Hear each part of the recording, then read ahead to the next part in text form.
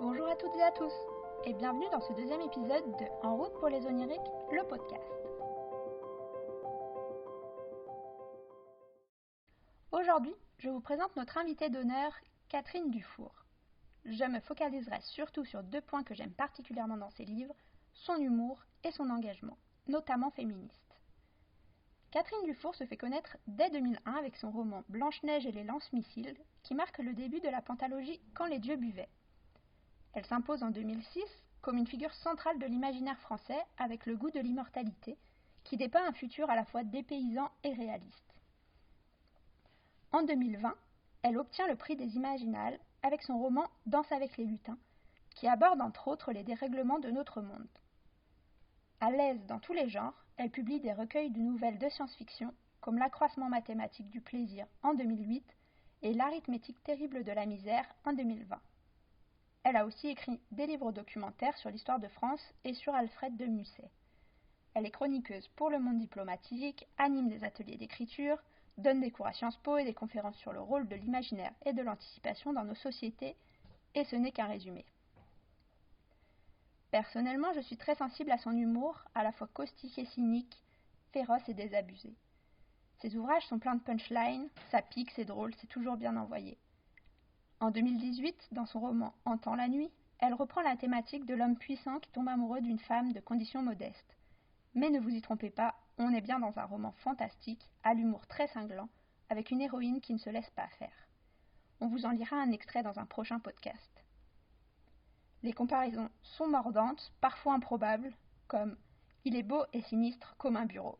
D'ailleurs, il a la même couleur cadavérique que les murs. Quand Myriam, l'héroïne, découvre son bureau, elle se dit « Ce qui manque au bureau 327 ? Pas la poussière en fait.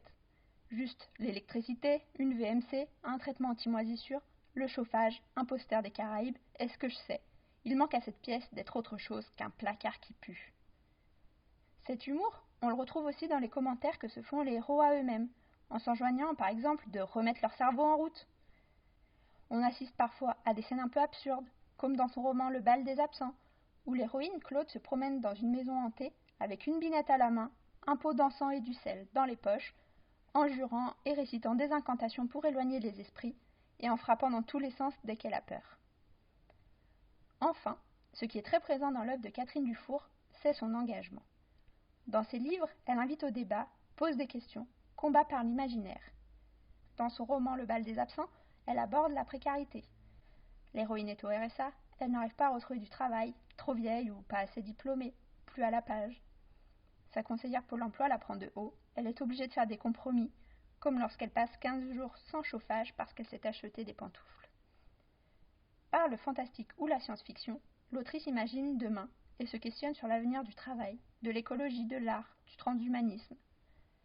Elle s'engage aussi sur la place des femmes. Ces héroïnes ont du caractère et n'ont pas besoin d'un homme fort pour les protéger des fantômes.